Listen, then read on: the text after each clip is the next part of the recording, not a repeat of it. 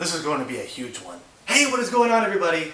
My name is Payne and welcome to another anime review video. And in this video, I'll be reviewing a show that has taken over my life in terms of anime basically the entire year. Whether it's notifications from Crunchyroll, new merchandise coming out, or just new cosplay, this show was basically unavoidable for the longest time.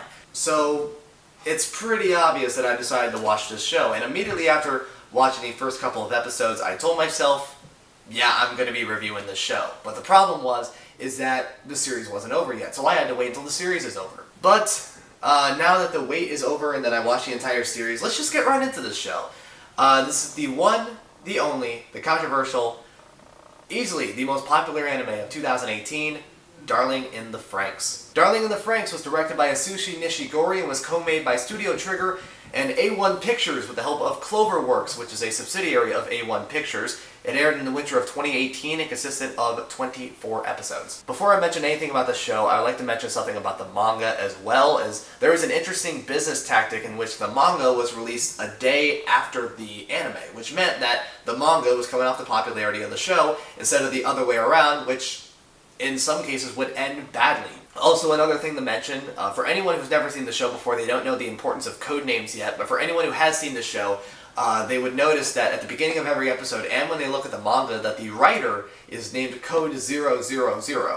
If that is not hype for this show, I don't know what is. But now that we got that out of the way, let's get into the backstory regarding the show, which for people who have seen the show comes at around episode 19, but for anyone who's never seen the show, it'll give them a good idea about what the show has, so they can get up to speed.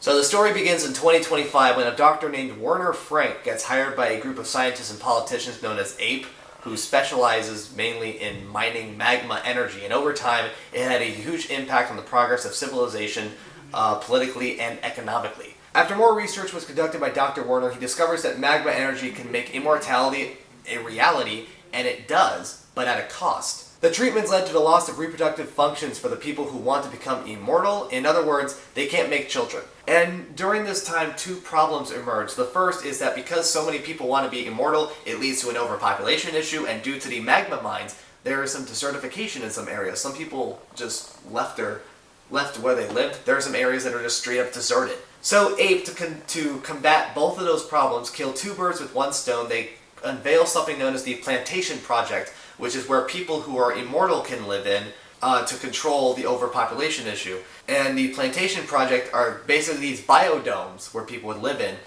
and it became an instant sensation and it solved the issue. That was until giant creatures known as Klaxosaurs started coming out from the ground, later revealed to be attracted by the magma mines as well, prompting apes to turn the plantations into mobile fortresses that became the new source of living as the Klaxosaurs kept coming up from the ground. Dr. Franxx would later become the head developer of a new anti-Klaxosaur weapon known as a Franxx, but they had a problem. After many test subjects lost their lives testing out the Franxx, including his soon-to-be wife, it's discovered that ironically, for someone to pilot a Franxx, they need reproductive organs, which is what people had to lose to become immortal. But Dr. Frank had an idea.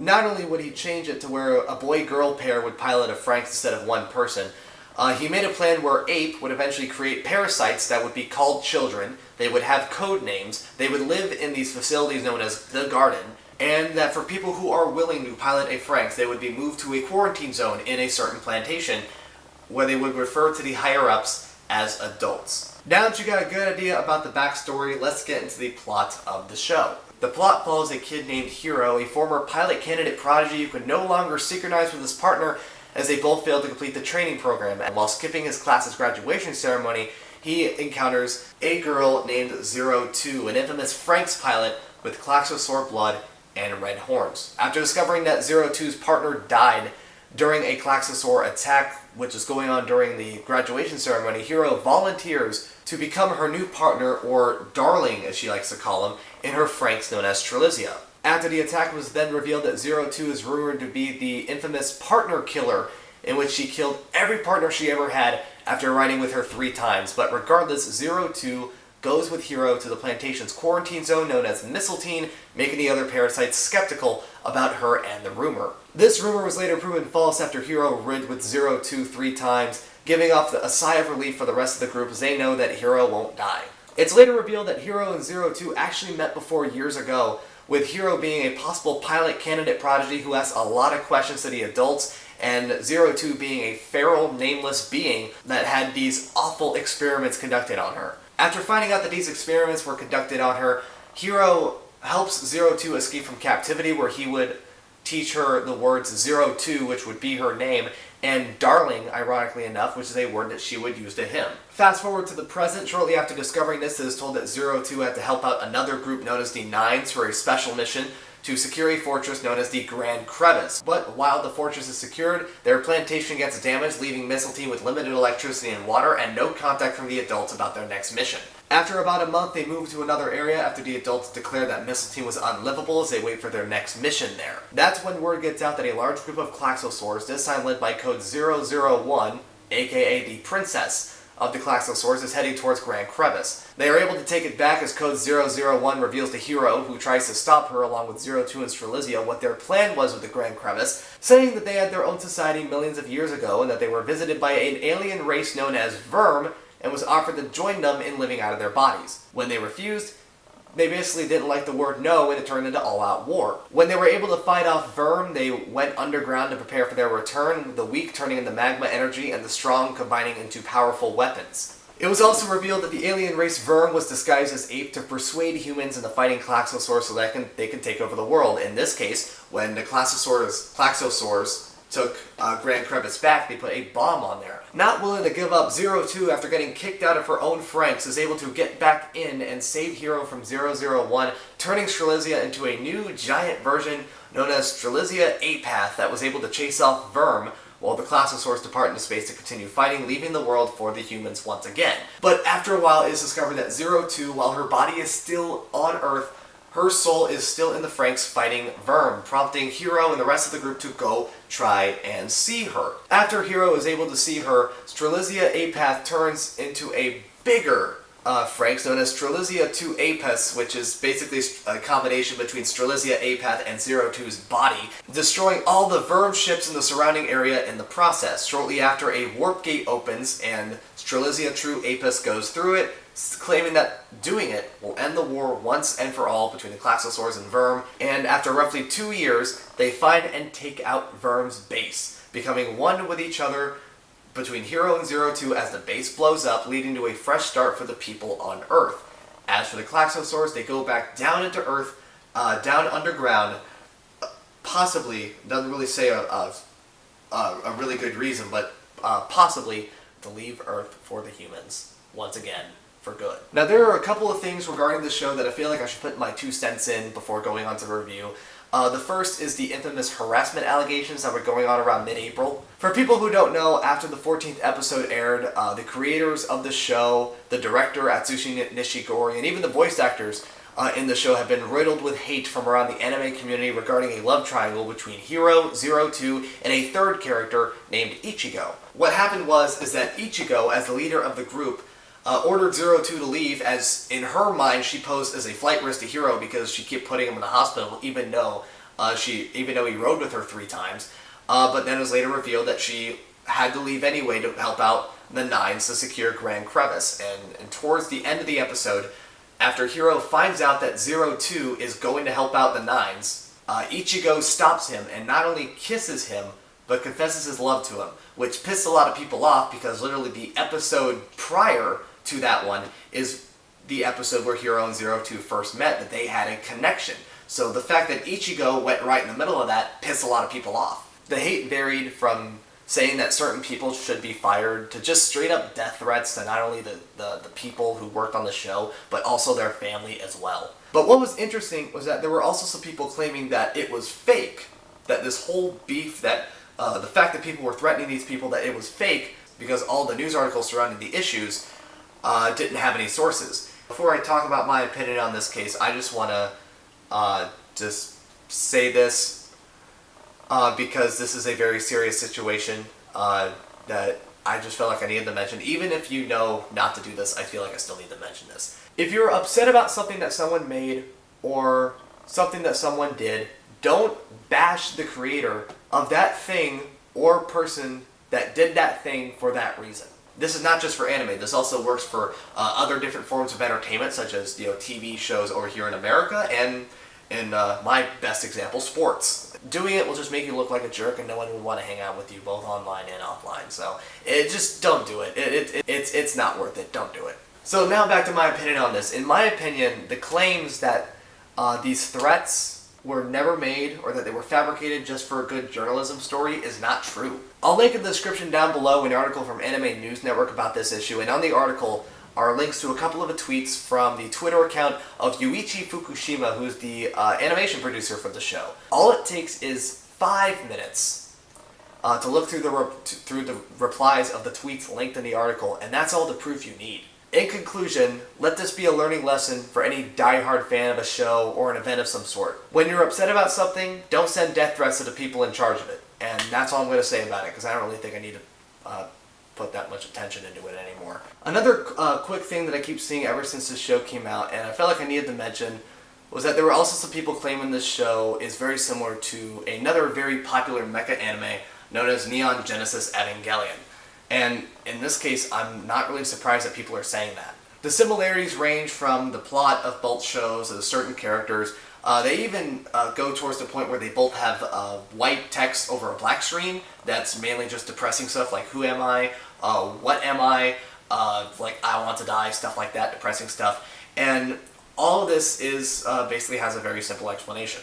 It's my assumption that this show drew inspiration from Eva because one of the studios working on the show, Studio Trigger, was created by two guys who helped out with the show, and that the animation studio that helped out with the show as well, Studio Kara, was created by Hideaki Anno, who is the director of Neon Genesis Evangelion. In other words, even though Darling in the Franxx has a more brighter appearance and a brighter tone compared to Eva, I do believe that it was inspired by the show, and considering Eva is one of my all-time favorite shows, I got no reason to complain about it, and I don't think there's anything else to say about it. Now, after all of that, let's get into the review portion of the show. I don't know if it's just me or not, but when I hear anime openings of any show, it just gives me a lot of energy, like I can do anything, and the opening, especially Kiss of Death, is no exception. The soundtrack is perfect in some cases, the ending is also very catchy, but the opening really stands out, and I personally like that out of all of them. As you expect from a collab effort from Trigger and A1,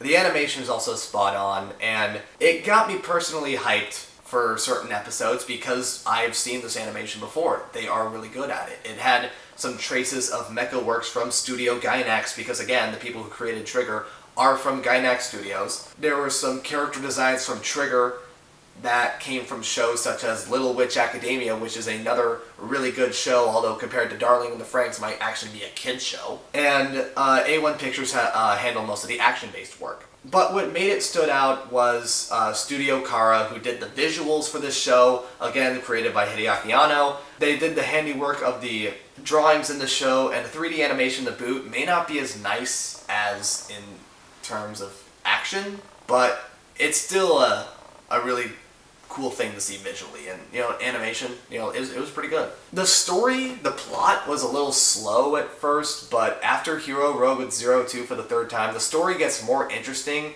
as the show keeps going. It brings you through like a roller coaster, basically. Starting with little details that eventually bloom into something that couldn't be overlooked, such as the story with the Klaxosaurs and a story that I'm going to say later in the review regarding the characters. Basically, patience is key when it comes to this show. The characters in the beginning look more like side characters to Hero and 02 until around episode 6 or after episode 6, where they're either implemented into the main plot with Hero and 02, or they had their own little side story as well. Not all the characters were affected by this, but some of them did. There's the first one I want to mention is Ichigo. She's alright, but there was barely any character development that I saw regarding her. And then there was Hero's other friend, Goro, who, in my opinion, is my favorite supporting character in the entire thing, as he, in some cases, was the only one that was acting mature.